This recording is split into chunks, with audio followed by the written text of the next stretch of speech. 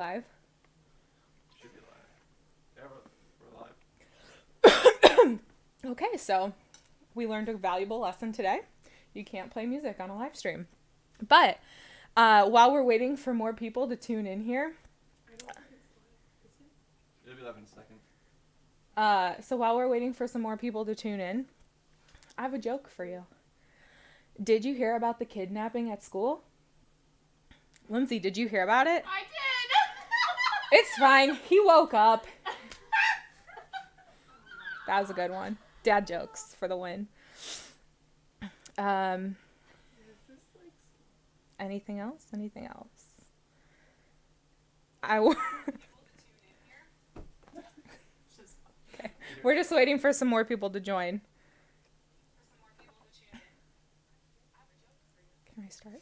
You can start whenever. Should I start? There's 13 people watching. Are we ready? Okay. Okay, so now that joke time is over and that we broke the live stream, we can start. So, Rachel and I are going to be going over Mark 15, 1 through 20, and the title of this teaching is What's at the Heart of Everyone Rejecting Jesus? But before we get started, Lindsay's going to come up here and pray for us. Oh, or she's going to sit over there and pray for us. I was prepared to get up. Just hop in.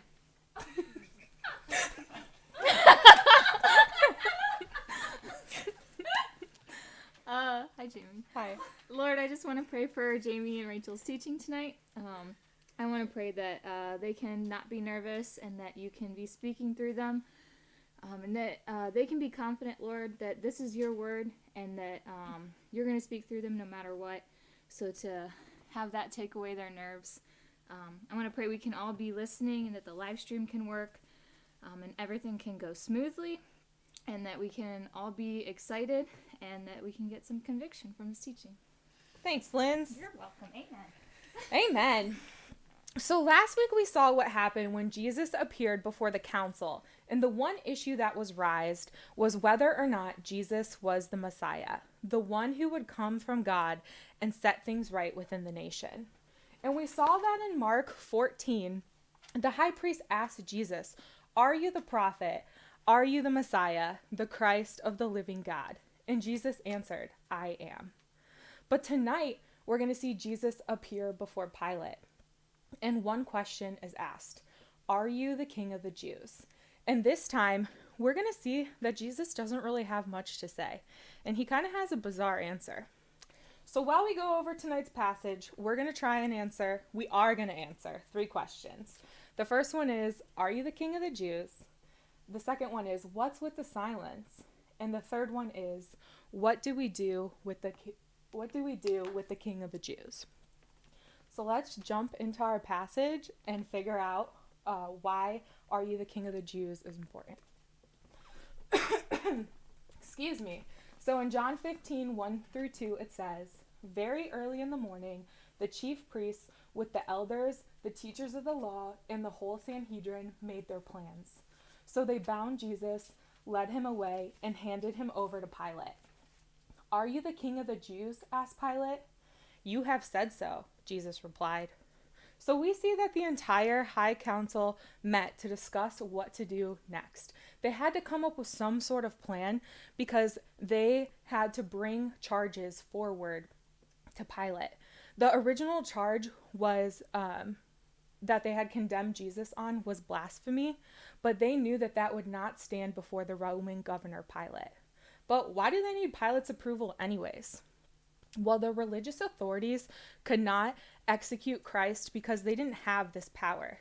So they had to bring him before the only person who had the power, which was Pilate. Pilate was the only one who could decide if Jesus was going to be sentenced to life or to death. And we see that they came together with 3 charges. So in Luke 23, sorry, our slideshow's not working.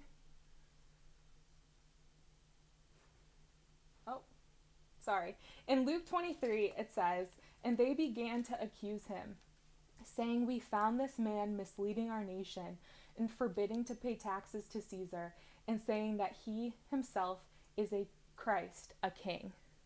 So we see that 3 charges are brought against Jesus. The first one is that he is misleading our nation. The second one is that he's forbidding to pay taxes to Caesar. And the third one is that he claims to be Christ. And based off of Pilate's question, are you the king of the Jews? We can see that he is really only interested in this third accusation. Pilate wants to know if in any way, shape, or form, Jesus is a political leader. He wants to determine if Jesus, as a leader, will have any political impact or challenge Pilate's authority over Rome. And Jesus answers this question in kind of a bizarre way. He says, "You have said so." He did not say, as he previously had, when asked if he was the Messiah, "I am." He just says, "You have said so." That's a very ambiguous answer. That is not a denial or an affirmation. He seems to be saying that according to your way of thinking, Pilate, you would call me the king of the Jews, but your concept of what that means and mine are completely different. And if we look at John's gospel, we get a little insight into this, why Jesus thinks this way.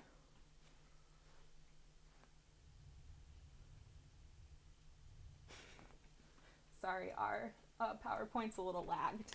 So John 18 says, Jesus said, "My kingdom is not of this world.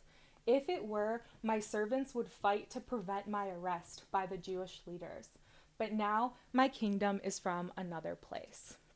So it's clear that Jesus states that his kingdom is not of this world.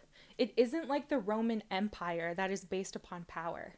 Jesus states that his kingdom is from another place, a place that has real peace, which is the peace of God.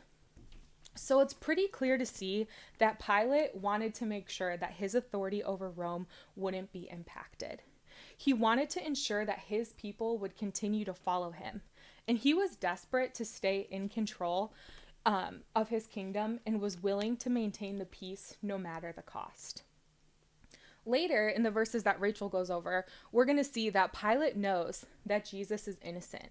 But in an effort to maintain peace, he gives into the demands of the religious authorities. And this situation paints a perfect picture of what we're faced with as well. There are always things surrounding us that are pulling for our attention. And it's super easy to give into these things and make those things a priority in our lives. Whether it's status, money, our careers, school, or maybe it's a specific relationship that pulls for your attention. But we have to remember that you can only have one number one thing in your life. You cannot serve or follow 2 different things. You can only have one God in your life, and only one thing can come first. And for Pilate was number 1 in his life. He was just concerned about himself. So we have to ask ourselves, who is number 1 in our lives? Is God always number 1? I know for me, this isn't always the case. In this chart here, we can see that in the first column, God is number 1, and then these other things follow, which is how it should be. But sometimes our career grabs our attention and we want to put everything we have into that. Other times it may just be that you think that you can do what's best, and you know what's best, and God falls lower on the list. Maybe you seek comfort. Any of these things you can interchange. And then the last row or column shows an example of the world. When you are focused on the world, or in the world, you're focused on yourself, your security, and what you can get. And we're taught this from an early age.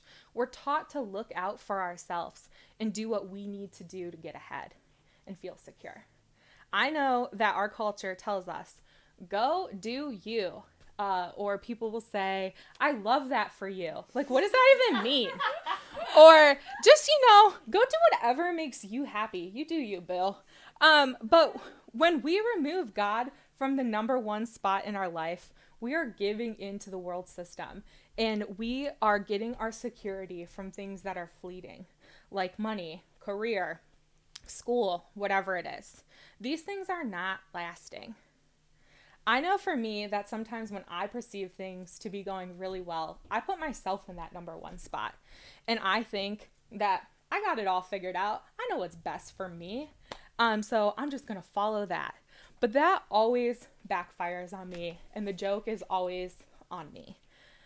Because I can only see this much of what's going on. And God sees, oh, that was the microphone, sorry, from this view. There's no way that I know what is best for me. So we have to make the choice. Are we going to continue and try to meet our own needs? Or are we going to continue to put God and choose God as our number one spot? Because we can rely on him. He will provide for us, and he gives us true security and a real peace. So now that we've answered our first question, why Pilate cares so much about, are you the king of the Jews? We can move on to our second question, which is, what's with the silence? So in verses 3 through 5, it says, once the slide loads, the chief priests accused him of saying many things. So Pilate asked him, aren't you going to answer? See how many things they are accusing you of? But Jesus still made no reply, and Pilate was amazed. So we see that even though these additional charges are brought forth against Jesus, he remained absolutely silent. He just stood there. Pilate was encouraging Jesus to give him some kind of answer. So he asked again, aren't you going to answer me? Do you see these charges that are being brought against you? But Jesus still did not reply. He stood there silent, and Pilate was shocked and amazed. Think about it. If one of us were on trial and could be sentenced to death, you would have some kind of defense, some kind of counter strategy, and you would be trying to defend yourself at all costs.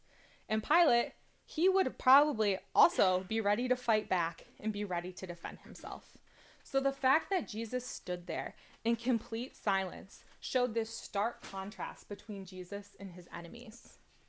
His enemies were trying to use their power to harm Jesus, and they were all worked up and determined to make sure that Jesus would not be set free. They were willing to do anything to ensure the death of Jesus. But Jesus, he took the opposite approach. He laid down his power. He could have defended himself and said, really anything to get off the hook to save himself. But he didn't. If Jesus would have defended himself in any way, Pilate could have used this to dismiss the charges and free Jesus. Pilate saw what was going on here. He saw and knew that the religious authorities wanted Jesus dead. He knew that they wanted this power and authority. But Jesus, he knew the hearts of his accusers. He knew that they were jealous of this power and authority that he had, and he knew that they wanted this power and authority for themselves.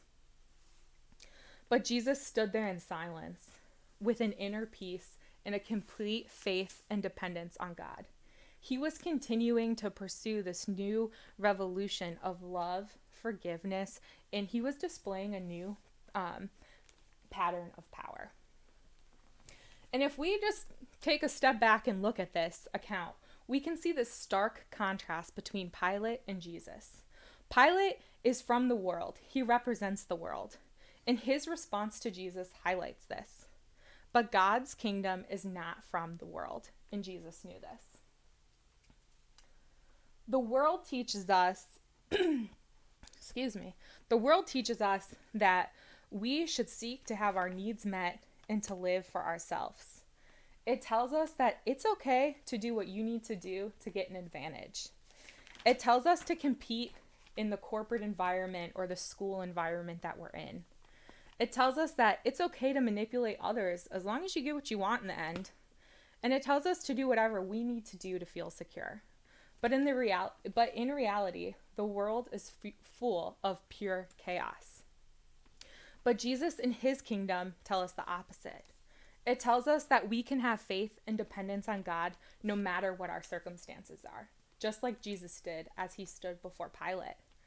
It tells us that having a relationship with God,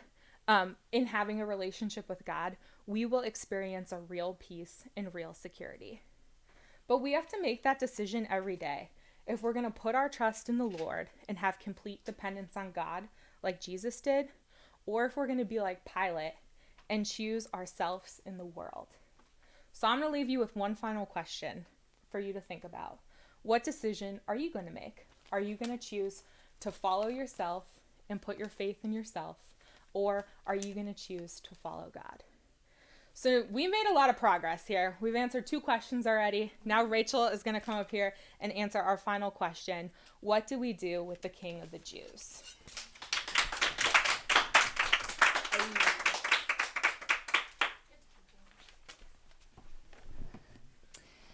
All right. Hi, everyone. It is honestly so good to see you. It's been really difficult to be in this quarantine where I don't get to see everyone as much, but at least I know that you're there.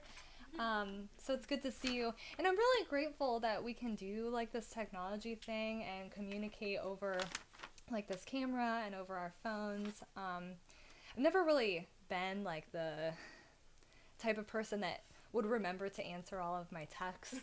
So like I often leave things unread, or I forget to respond, or I think I respond but I don't actually.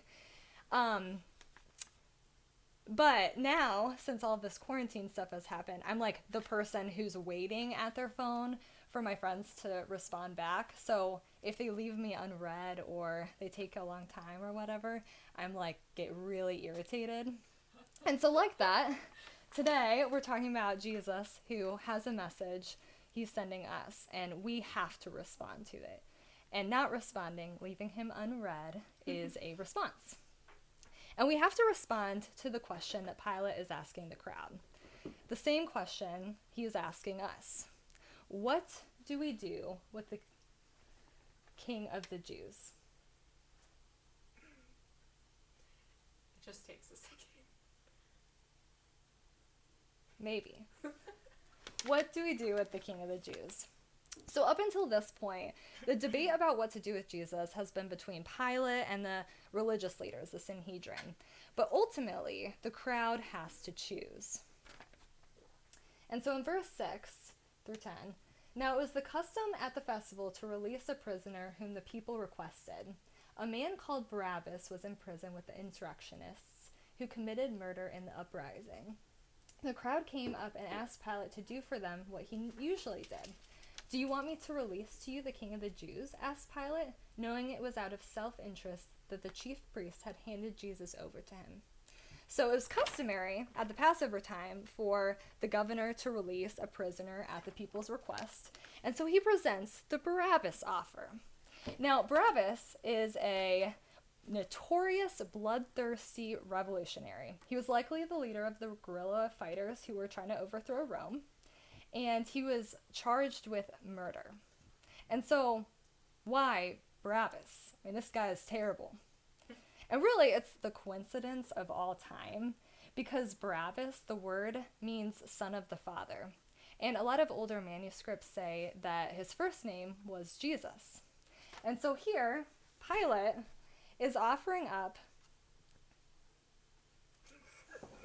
soon. Just give this. It's just a little lag. Okay. So here's Pilate, and he's like offering up Jesus, the Son of the Father, who rules by force, murders others to overthrow the government, versus Jesus, the Son of God the Father, who rules by love and is on his way to the cross, about to sacrifice himself for other people. Here we have an innocent versus a guilty. And really, I mean, this is so clear. The religious leaders had charged Jesus with blasphemy, claiming to be the Messiah. Yet, this whole time, he's fulfilling all of the messianic prophecy. And now, fulfilling the prophecy of becoming the Passover lamb, which is the idea of one person sacrifices for the other. It's a life for a life. An innocent sacrifices for the guilty, so the guilty can live. Yet, Pilate, a Roman, probably wouldn't have gotten all of that, but he certainly knew that Jesus was innocent. He saw right through the Sanhedrin, knew that they were doing it out of self-interest, but he was a man-pleaser, so he washes his hands and turns to the crowd.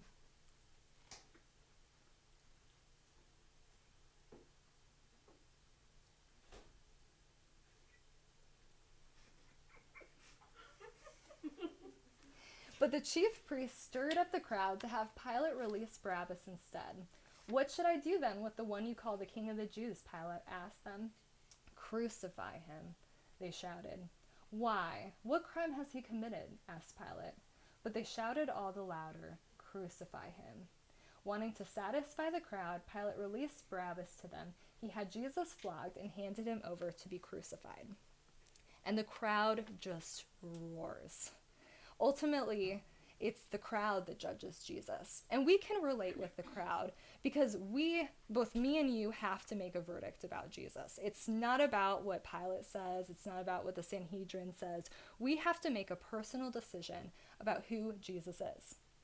And so when Pilate asks them, what crime has he committed? The crowd says nothing. They know he's innocent. They just don't want him. And so they roar, Crucify him. And so every time I read this, I just keep asking myself, what changed within the week? This is the same crowd who had just a few days before welcomed Jesus into Jerusalem, honoring him as the Messiah King, yelling, Hosanna, Hail, King of the Jews, as he rode in on the donkey. This is the same crowd who is filled with people Jesus personally healed. The eyes of the blind had been opened, the lame made to walk, the deaf made to hear. Jesus had awakened in these people this hope that he was the Messiah that was prophesied about, and he had come to release them from Rome's oppression. And so what changed? And the answer is nothing, really. Jesus was just revealing the heart of the crowd that was there the whole time. This is really clear earlier in Mark as Jesus fed the 5,000, and a day later, he accumulated even more of a crowd who followed him around and begged him to give them more food. Do another miracle. Stimulate me in some way. We're here for the show. But they certainly, and Jesus knew that, were not there for Jesus' message. They wanted him to meet their needs, to serve them. They wanted someone to release them from Rome's oppression. And so when they see Jesus standing helplessly in front of the Roman government, either unwilling or incapable of doing anything to get out, their loyalty just collapsed. And we look at that and we're like, wow, that's harsh. So you crucify him? But really, we do the same thing. Have you ever been angry or disappointed in God? I know that I have. I have struggled for a long time with crushing depression and anxiety. It was hard to get up in the morning. Sometimes I would just sleep to make the pain go away. And I asked Jesus over and over again, please take away the pain. Just change my feelings. And he didn't. And I had to work through that on my own. I asked him multiple times to heal me of my diseases. I have multiple. And now with the coronavirus stuff, I'm labeled as like a person who could die from it. Yet he has not. And as a result, I've suffered a lot. I mean, ask my roommates, there have been times where I've laid in bed for hours in pain. Yet Jesus did not take away the pain. And I know we've all prayed for Keith over and over again that he would be healed from his pancreatic cancer. Yet every time we get more news, it's worse. Where is God in that? And so, yeah, I would say that we can relate with the crowd. We get disappointed and angry when God doesn't do what we want. And I think that God isn't looking at us and wants us to suffer because he's cruel. I think Tim Keller really sums this up in his quote from the book that he wrote. It's coming out. Hopefully. The book he wrote, Walking with God Through Pain and Suffering. He says, Christianity teaches that contra fatalism, suffering is overwhelming. Contra Buddhism, suffering is real. Contra karma, suffering is often unfair. But contra secularism, suffering is meaningful. There is a purpose to it, and if faced rightly, it can drive us like a nail deep into the love of God and into more stability and spiritual power than you can imagine. And he goes on and says,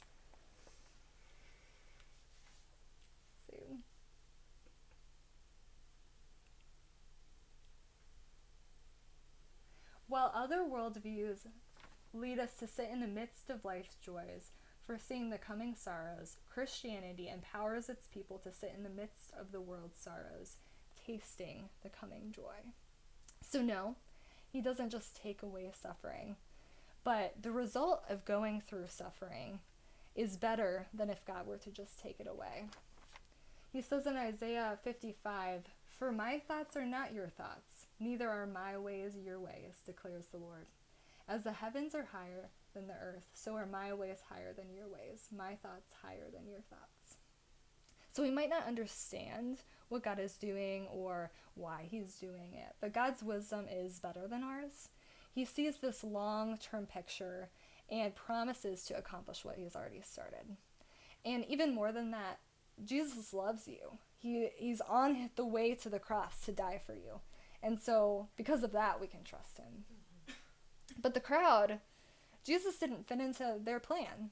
There was no overthrow, so they turned to Barabbas, who he's the kind of guy who can get something done. He is going to do something, at least. But in fact, anytime that we turn away from Jesus, there's always this false Jesus there that seems to say, "I will give you what you want. I'll take care of your needs." And so we're like, "See ya, Jesus." But in reality, I mean, Jesus is the creator God. He can get himself out of the situation, no problem. But the creator God allowed himself to be judged by creation so that he could be the innocent one sacrificing for the guilty. And we'll see this in the next part of the passage.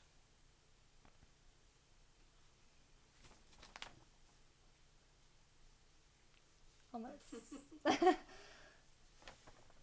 The soldiers led Jesus away into the palace and called together the whole company of soldiers.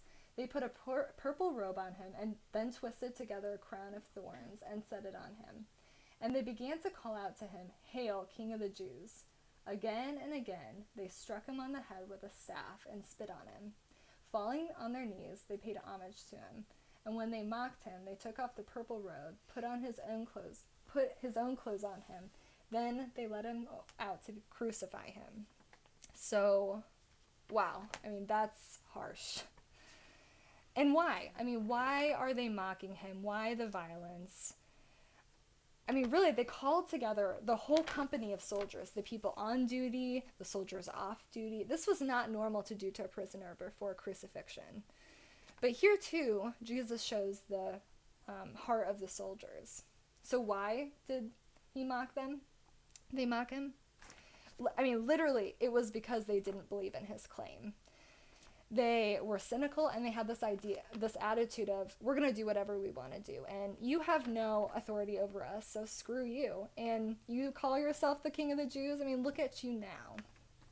But today, I mean, we're used to that. Everyone mocks Jesus now. There's this picture that I put up, and it says, "I bet hell is fabulous." I mean, what a slap in the face to Jesus to say, who is on the way to the cross to save you from hell, to say, "I would rather go to hell than worship you." I mean, wow. But my favorite is the atheist one that says, "Scumbag Jesus, scumbag Christian, invisible pink unicorn, flying spaghetti monster. I don't believe a word that you're saying." And so a lot of people mock Jesus today. But the problem with that is that they aren't thinking about the consequences of getting what they want when they want it. My question to the soldiers and the mockers is, what if you're wrong? What if Jesus is the Messiah? And to not even consider that. If there really is no evidence for his claim, then sure, mock the unicorn-type stupidity. But if there is evidence for his claim, then not considering it has eternal consequences. And Jesus, knowing that, and having the power to get himself out of the situation, just allowed all of the mocking and the torture to happen. He just took it. Because he knew that what they needed, he knew what they needed, even if that's not what they wanted at the time. And so to wrap all of this up, we see 4 different responses to Jesus. And I want you to consider which one you are. It'll come up soon. Are you the religious leader who looks at Jesus and is offended by his message, saying, I don't need your death on the cross. I'm good enough. I can do it on my own. Or are you the political leader who looks at Jesus and says, he's dangerous? Maybe you can't dismiss his claims, but it's better to just push him off, get rid of him, so you can control things. Are you like the soldiers who mock and curse Jesus, saying, my life sucks and I don't believe anything you say, so I'll just make fun of your ideas? Or are you like the crowd who says, Jesus isn't what I was looking for. He doesn't meet my needs. But, Barabbas does. It's actually kind of ironic because the religious leaders and the crowd let Barabbas go, thinking that he would actually do something for them. He would meet their needs.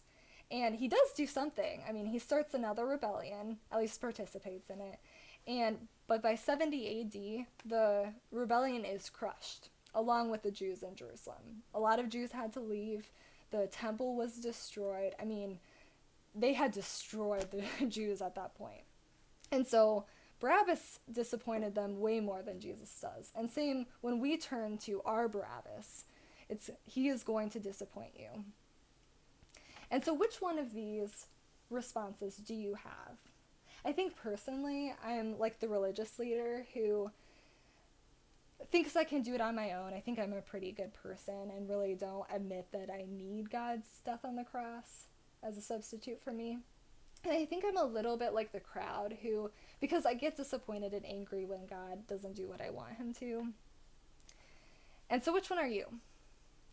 But whenever I think of I'm a lot like these responses that are pretty bad, I tend to think pretty negative about it. But the positive thing is in Romans 5.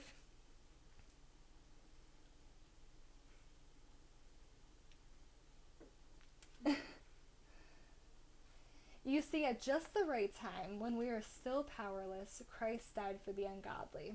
But God demonstrates his own love for us in this. While we were still sinners, Christ died for us. For while we were God's enemies, we were reconciled to him through the death of his Son. How much more, having been reconciled, shall we be saved through his life?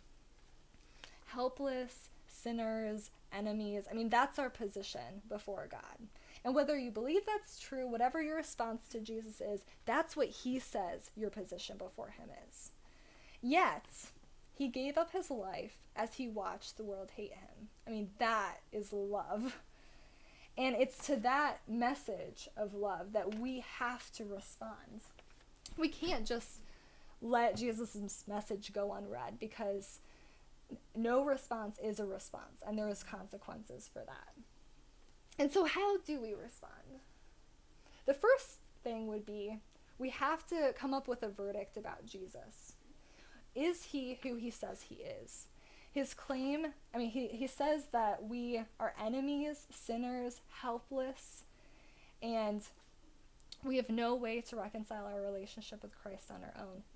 And so we need an innocent to die for the guilty.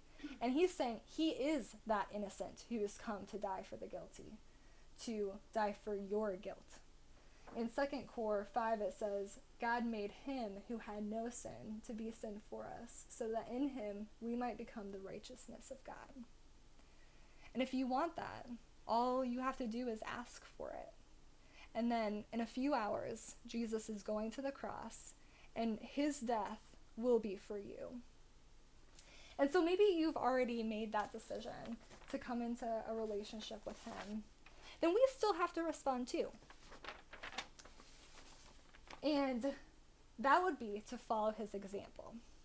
So as an example of that, just a few moments before, right before the Sanhedrin comes to take Jesus for trial, Jesus is up in an upper room with his disciples having a Passover meal, and he washes their feet. And then he gives this speech in what we call the upper room discord. And he says this: Now that I, your Lord and teacher, have washed your feet, you also should wash one another's feet. I have set you an example that you should do as I have done for you. And so his example is to sacrificially love other people. And this whole thing, it's just really ironic because the Sanhedrin thought that they could control the following of Jesus by killing the leader, Jesus. They thought that once he's out of the way, the following would come to them and they would have the power again. But it actually worked the opposite way. Because after Jesus died, sacrificially sacrificing his life for other people, people followed his example. And Christianity spread like wildfire. As an example of that, just a little bit after his death, there were tons of plagues that hit Jerusalem. And Jerusalem's a city, and so people are tight-knit, and it would be really easy to get the plague. And so if you were wealthy, you could just run for the hills, isolate yourself. But if you were poor, you had to live on the streets, and you were subject to the plague hitting you, and you could die. And it's funny because that's a similar situation to the coronavirus and what we're in now. And I found this John Piper quote, and he's referring to this letter that the Roman Emperor Julian had written regarding the spread of Christianity. And he says,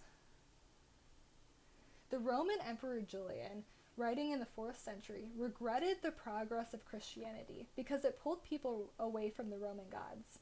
He said Christianity has been specially advanced through the loving service rendered to strangers and through their care for the burial of the dead.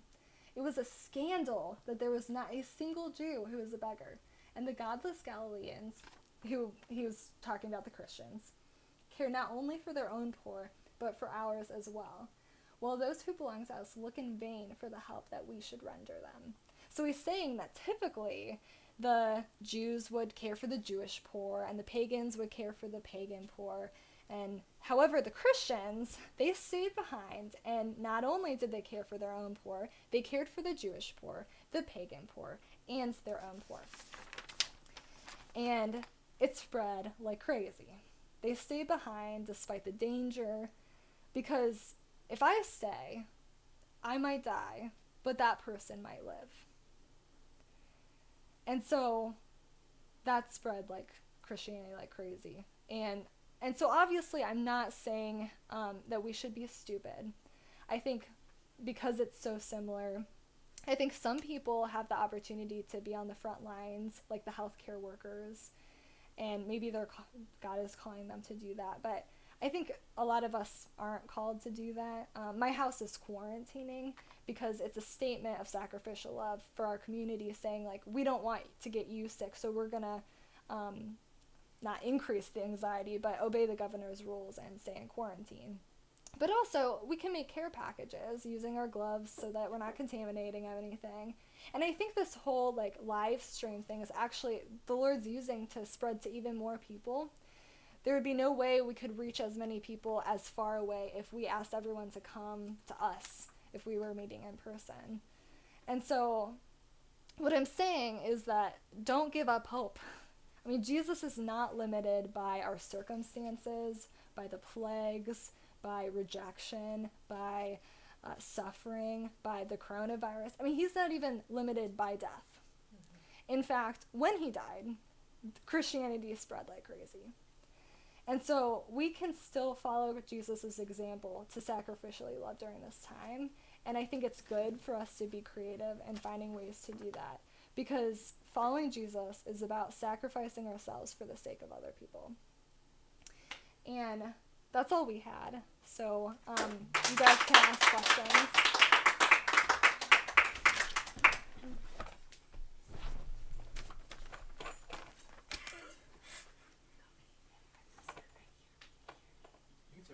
You can even say it out loud. So Allie is going to ask us the questions that you post on the page or whatever, and we'll give an answer. Don't tell, it's me. Too late. Too late. I'll make it put them in the YouTube chat as well. Oh, you can put the questions in the YouTube chat as well. Cody can see those, and we can answer those too. Yeah. Don't play any music.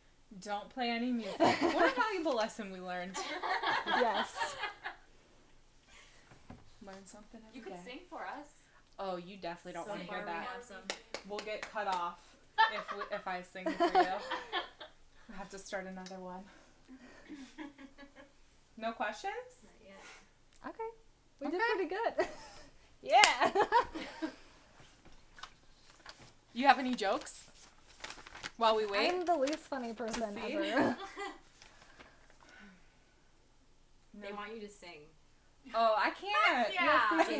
Yes, Sacrificial love. I can't. we can't break the live stream again, you I guys. think we got a request for Colt 45. Oh boy. Just kidding, that's actually No, funny. no. Elsa's working. Okay, thinking. Okay. We're thinking. Do you guys like our fire? She moved. Can you still see us? Yeah. Yes. Okay.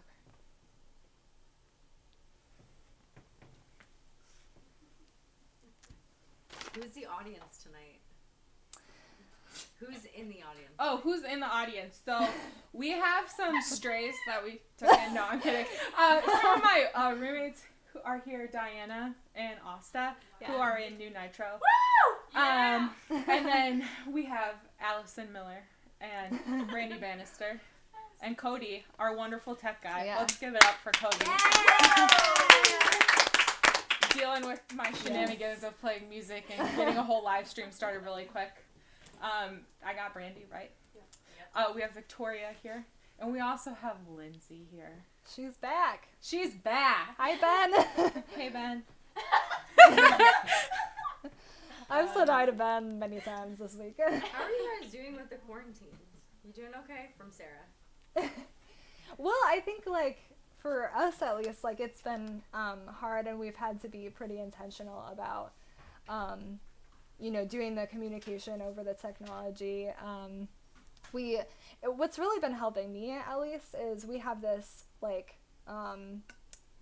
prayer group every lunchtime, where for half an hour the people that work from home I think it's like a Google Meet, and we get to at least see each other face to face and pray together, which I think is also, like, we have to get, like, a direction from the Lord on what to do during this time, how to love people, because, like, I mean, we've had to get a little bit creative, and we don't want to be stupid, so it's been helpful in multiple ways on that end.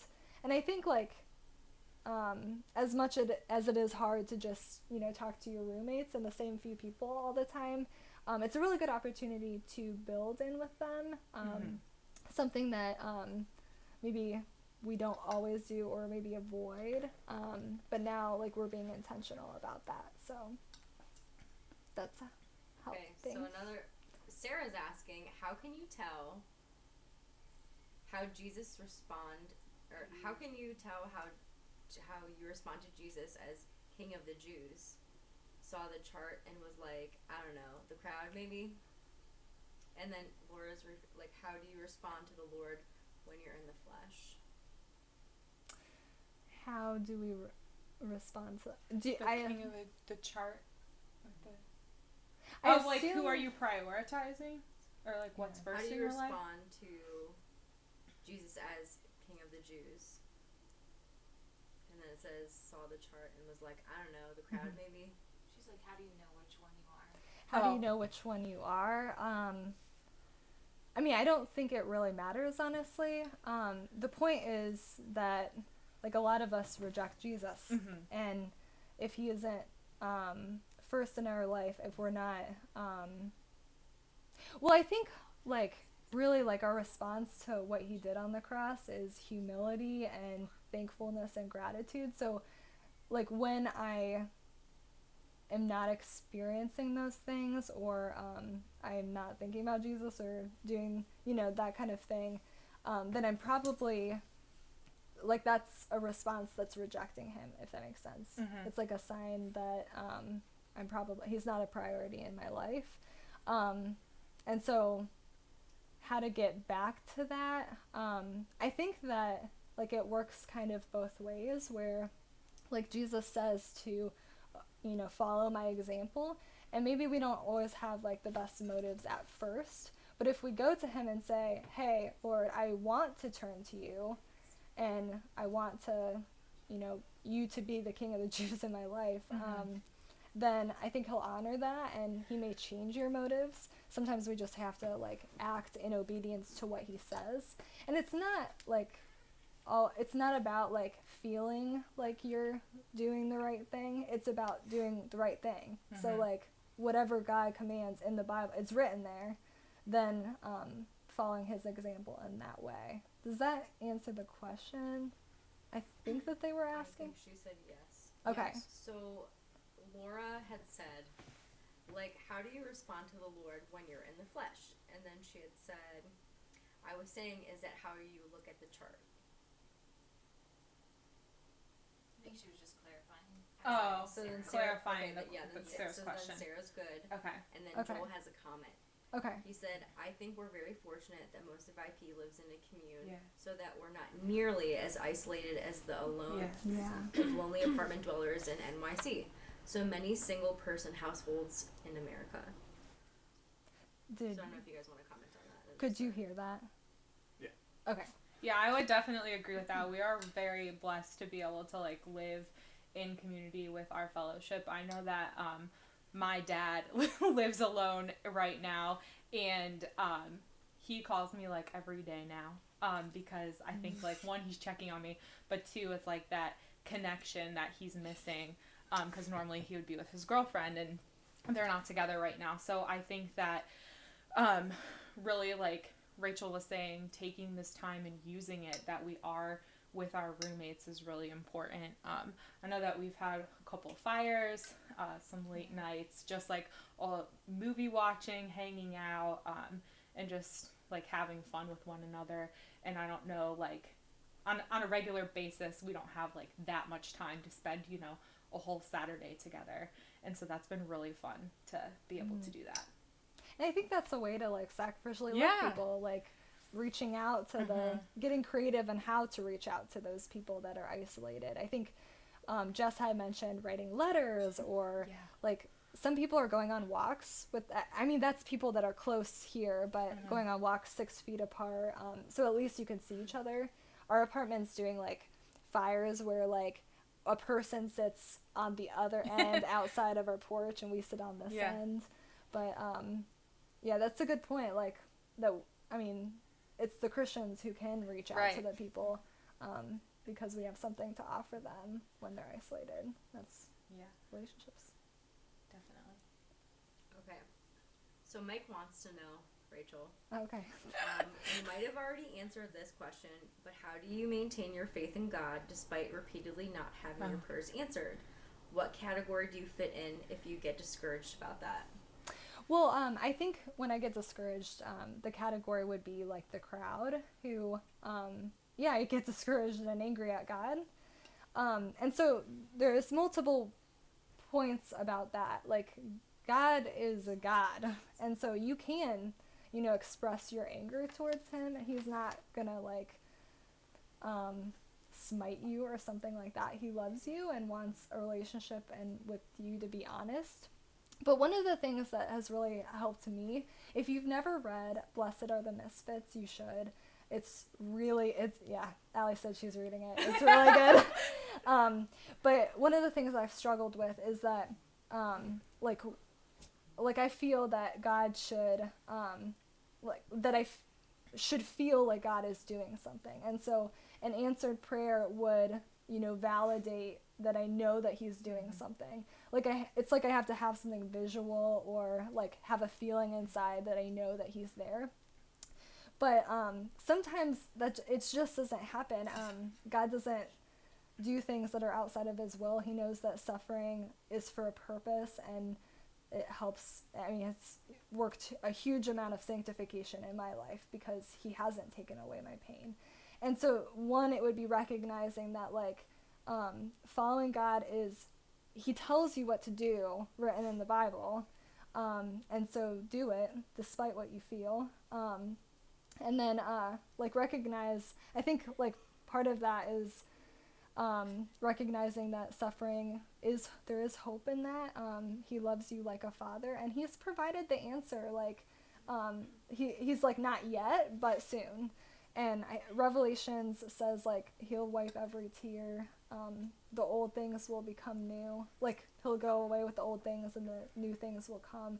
And that's really, like, where the hope comes from, is you have to live in the eternal perspective and not put the expectations that he should change the way I feel. He should take away, like, the pain that I feel. I mean, Jesus went to the cross. I mean, he experienced way more suffering. And I know in our home church, like, my suffering is little in comparison to most of the people that I know. So some of those things have helped lowering my, like, putting my expectation that it's Jesus's job to meet my needs in that way, and then placing him where he actually says that he is. So this is a comment from Allie Miller / clarification.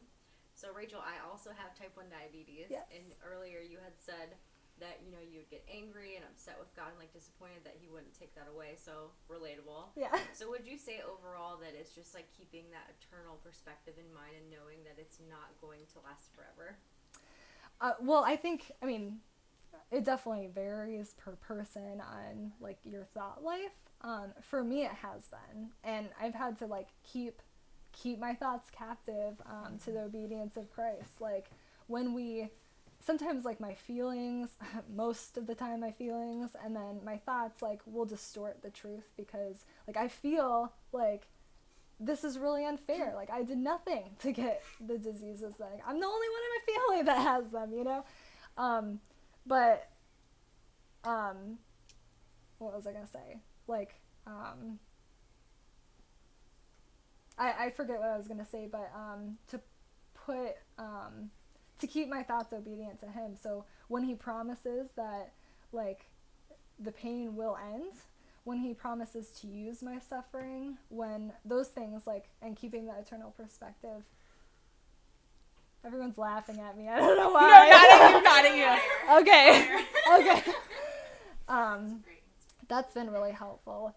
But I think, like, the fact that, like, we can relate on that, to express, like, that we're angry with God, like, I think that's kind of both therapeutic and good to know, like, God's a relational God and he actually cares, and he's like, I've been through it too, you know, like, I'm putting an end to that. You just have to remember, like, it's just not yet, but it will be soon.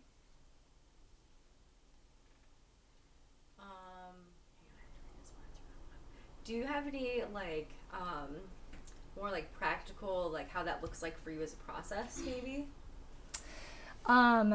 Yeah. I think, like, so cognitive behavioral therapy says, like,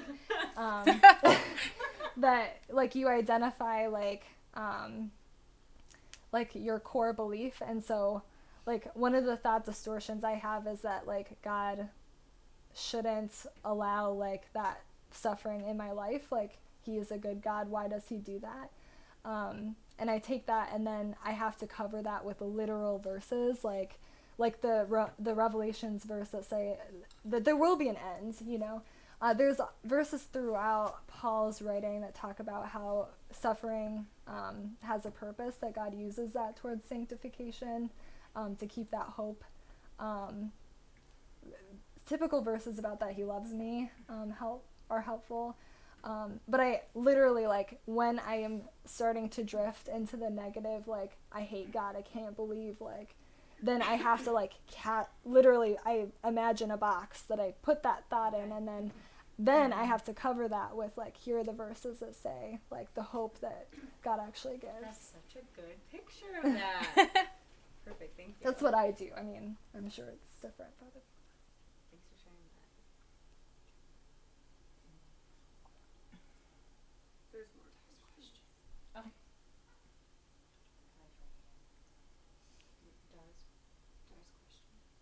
I just saw a comment during. She said, are any of you dealing with issues Oh, okay, sorry. differently than what you've been dealing with? 1 second. It was there at the end.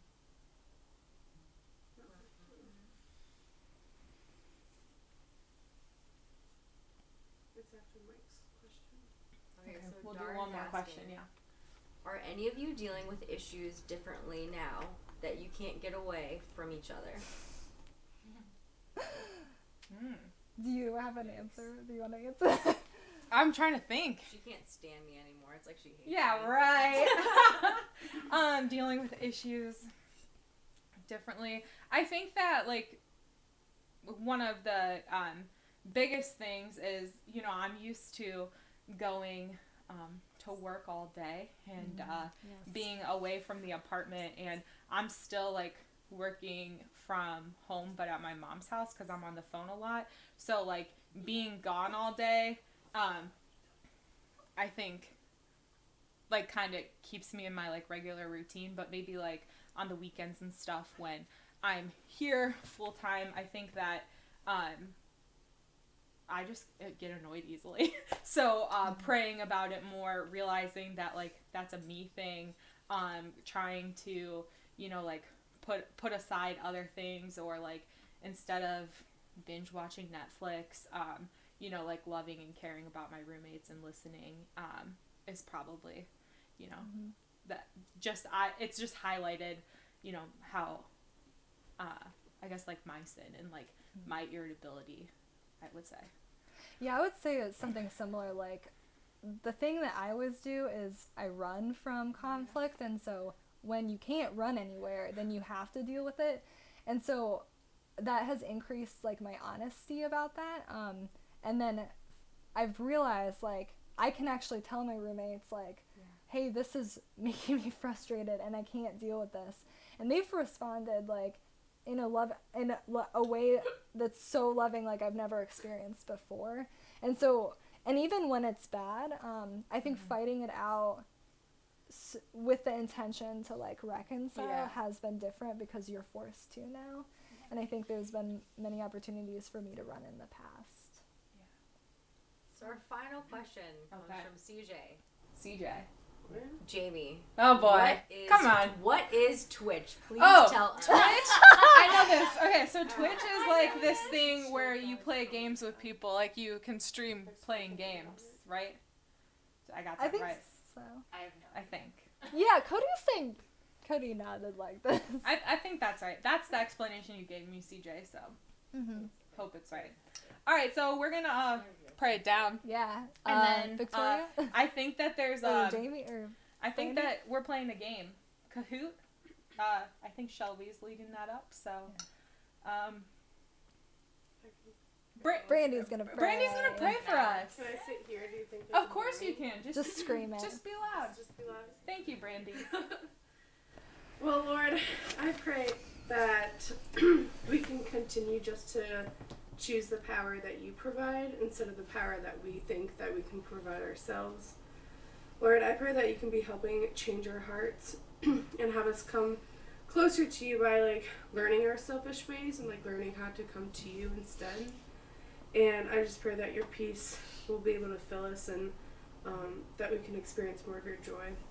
I also pray for anyone here who has not made that decision of asking you to be in their life, that you can be on their hearts and help them decide that and to make their decision. And Lord, I just want to thank you so much for Jay and Rachel and for their willingness to teach your words. It was a really sweet, encouraging teaching, and it really sucks that we do have suffering, and it's really easy just to go and blame you, but you're not the reason why we do suffer in a way. You know, it's all that freedom and to be able to experience, like, the true life that you have given us. And I also want to pray for tonight that we have an awesome time, even though we're with our smaller hangouts, but it's really sweet that Shelby, like, had a servant heart to prepare the game, and I just pray that the game goes well and we can have a sweet time. And also, Lord, I pray that you can be keeping us safe and healthy from this coronavirus, and that this time can go by fast, but we can also use our time wisely and be able to, like, build the unity and the relationships that we do have. Amen. Amen. Thank you, Cody. This podcast was brought to you by Cody. Goodbye.